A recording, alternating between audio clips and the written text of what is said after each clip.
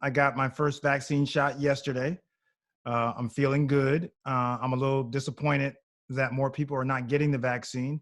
I don't think people really are grasping the necessity to get the vaccine. The vaccine is not perfect by any stretch of the imagination.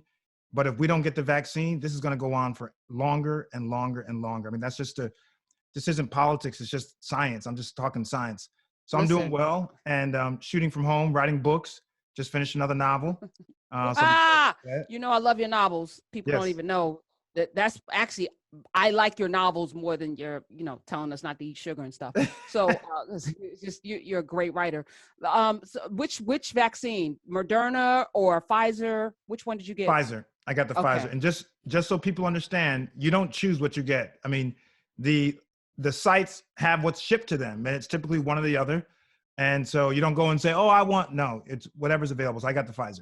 Okay, and both Pfizer and Moderna work the same way. Yeah. Somebody erroneously says like, I don't know if you have compromised immunity that you would get the vaccine, which gives you a little bit of the virus. Actually, neither Pfizer nor Moderna. I know that it's about the what is it, the mRNA. It actually helps your body fight. It activates your fighter cells in your body. It's not giving you a little bit of the virus like a flu shot This is or this is some what's other. Come this on, is tell what's us. frustrating. There's so many people who have no business talking about medicine and science, who are starting these rumors. People are not doing their own due diligence, and they're listening to these wild threads, these viral threads on the internet, and it couldn't be further from the truth.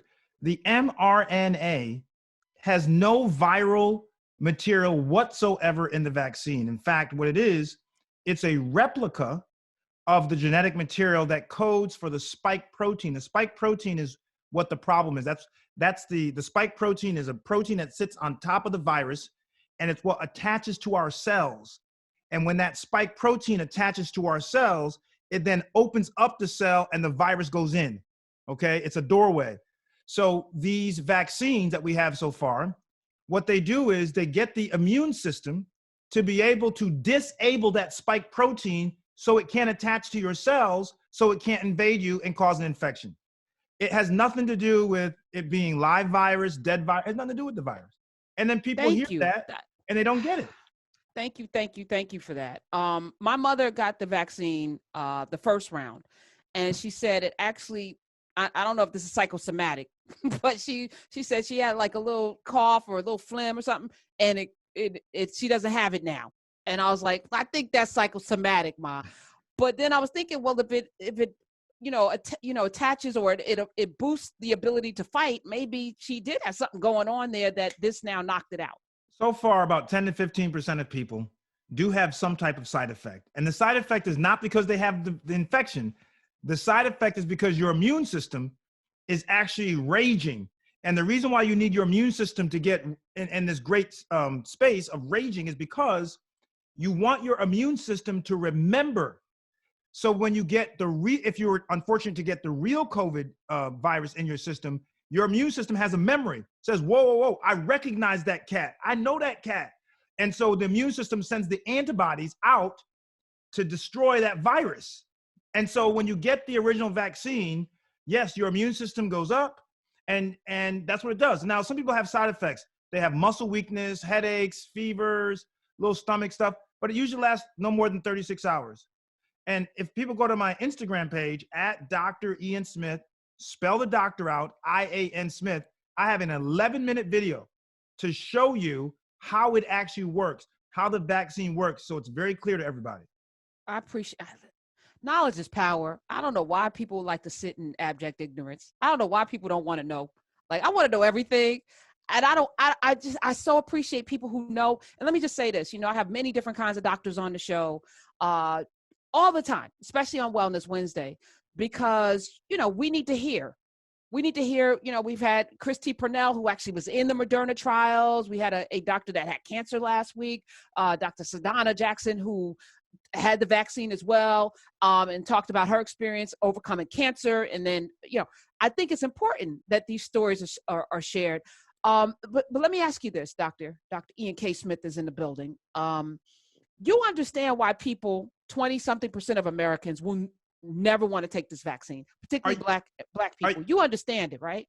Is that a serious question? No, I'm just asking. Absolutely. You understand why? Okay. And let me tell you something. When you look at the history of Tuskegee and the syphilis experiment and other things, everyone points to that. There are other things that have happened as far as engendering or seeding this mistrust or distrust that African Americans and people of color have towards research. It's completely well-founded. It is completely legit. It's understood. But you take that, which is already the foundation. African Americans and people of color already are nervous because of what's happened in the past, and they should be. But that's your foundation. Then you throw on top of the foundation what the Trump administration was doing, lying, politicizing it, making doctors say things that they knew were not correct, doctors sitting there and allowing them to lie. I mean, almost every doctor and scientist who was not a kook was going crazy watching the press conferences where he's standing up there just bold-faced lying, and Burks, for example, is sitting there doing this. Are you serious? Like, you're like, at that point, that's your integrity. You should get up, leave the room, and say, I quit, because I am a doctor, I am a scientist. I am not even going to be silent while you perpetrate these lies. And now all of a sudden that everything is over and the administration's gone, you want to do an apology tour? Like, now you want to speak up? But we needed you to speak up way back before we had 400,000 deaths, but you wouldn't speak up. I mean, sorry, I don't mean to get going, but what has occurred in this country this past year is abysmal. Almost 450,000 of our fellow Americans are in the ground. Almost everyone has a friend or loved one who is in the ground unnecessarily. And this did not have to be. It didn't have to be. If scientists had led the conversation, if scientists were given the front on this, and it wasn't about politics and calling it a hoax, calling it a Democratic, whatever, all that, not the stupidity. And no one stood up, Karen. No one stood up and said, that's not right. And now here we are. Now we're in trouble because, now we're in trouble because we got the vaccines. People understandably are nervous about the vaccines because of the way the vaccine was rolled out.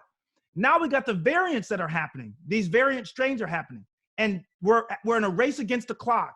The more the virus replicates, the greater the chance we get new variants, and the greater the chance the vaccines will not cover those variants. And so now we got to start all over again.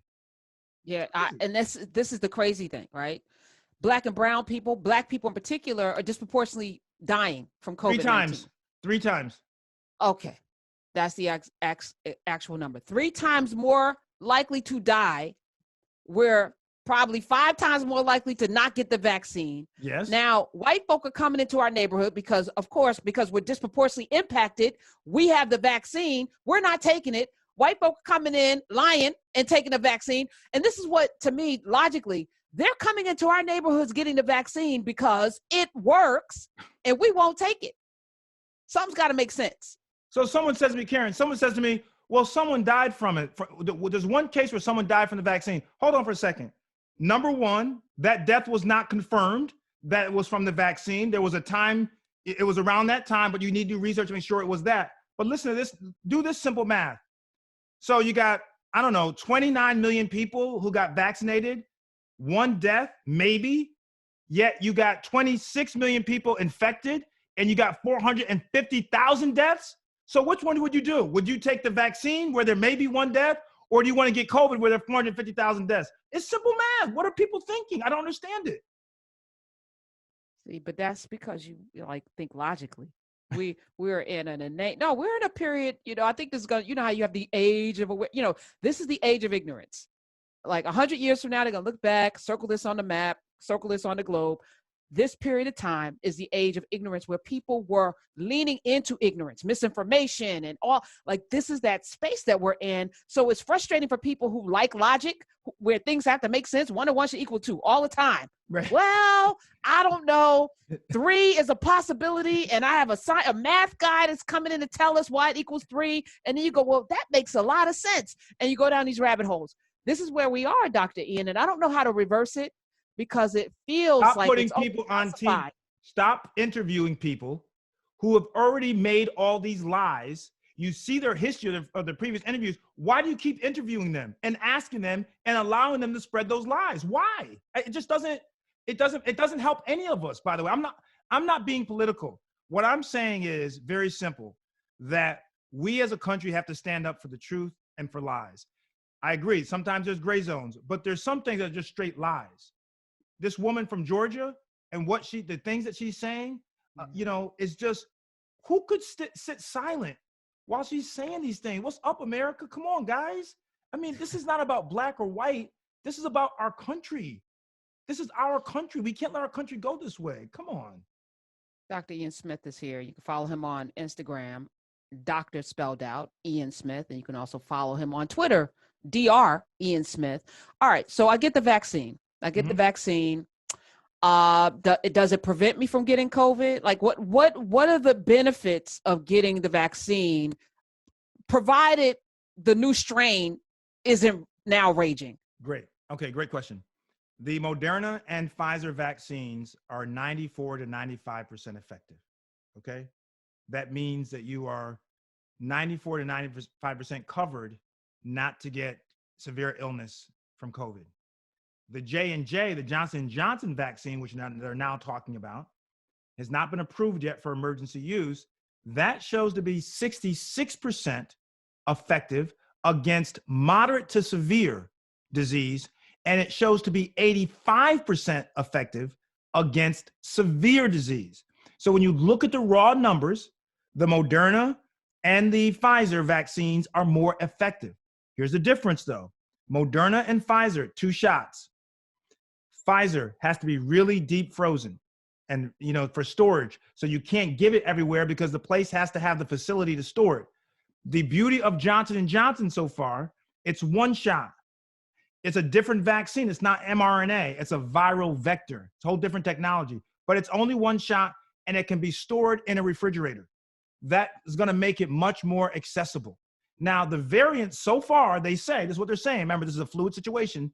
So far, the variants are being covered and they're taken care of by the current vaccines. What I'm saying to you is that's not going to hold for long, because every time a virus replicates or reproduces, there may be a chance of a little mutation, just a small one, by the way. And that mutation can lead to another mutation. And eventually you're going to get a strain of the virus that is not covered by our initial vaccine. So you're going to have to either create a new vaccine or create a booster and redesign the formula to address that strain. But by the time you do that, maybe another one comes. And that's why we're in a race against the clock. Whack-a-mole. Right. It's a whack-a-mole. Exactly. All right. So tomorrow, everybody takes the vaccine. That's herd immunity. That's what we're trying to go. Everyone takes it. Now we're all covered. So herd immunity works in 2 ways. Great point. One way of herd immunity that they were trying to do in Sweden, by the way, it didn't work, was just let everyone get the infection. Okay? That way, when you get infected, you develop antibodies. So you're supposed to have immunity to it. Here's the problem. We've had 26 million people infected in the US, 450,000 deaths. If you want to let everyone just get infected, multiply that 26 million by 10, and we still have more people than that, but just for the sake of easy numbers, that's 260 million people getting infected. Multiply the 450 by 10, you want to lose 4.5 million people to get herd immunity? I don't want to roll the dice, because if it's 3 times more black people dying, that feels like genocide, a little bit close to us being wiped out. Nope, don't want that. So that's natural herd immunity. That's not going to work. The vaccine can give us herd immunity if we get about 75 to 80% of people to take the vaccine. What that does is it reduces the pool of people who the virus can now infect. And if we can get this number small enough, then we can treat it like we treat the flu. Listen, the flu comes around every year, right? It comes around every year, but everyone doesn't get infected by the flu, okay? So if we can get the number of people who are vulnerable to it, if we get that number low enough, the virus can circulate within those people, and eventually it's going to go away, because people either have had it, they will have died from it, or they'll have, they won't get it at all because the virus will go. So you need to get herd immunity will only happen by the vaccine right now. That's it. All right, we get the vaccine. Like you got the vaccine, can you go out without a mask? No. Can you? So what? So what's the point? I can't go back to my life. I can't go out to the strip club, to the bowling alley, all the things I like to do. Not me personally, but people say I can't go to the club. You and I go to the strip club, okay? I do not go to the strip club, but if I wanted to, I can't go during COVID. So what do you? What can you do if you get the vaccine? Let me explain it to you. It's a great question, by the way. My father-in-law had the same. He was upset too. He said the same thing with a few more expletives in there. Here's the deal. When you get the vaccine, you will not experience severe disease, but you still could carry it and infect others. That's number one. That's why you got to still mask up. If enough people get the vaccine, we're in a waiting game now.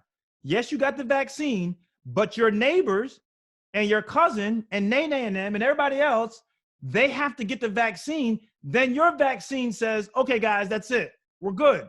But it won't be that way until enough people get it. Okay. So what if I create my own circle of people and we all get the vaccine? Can we then hang out without a mask? Yep. If you stay with it, if this is the key. As long as you're guaranteed that nobody in your circle has had exposure to someone who's not in the circle. That's the only way it works. That's what the NBA did. Well, if we all got the vaccine, say it's 10 of us, we all have it. Yeah. Where's the vulnerability?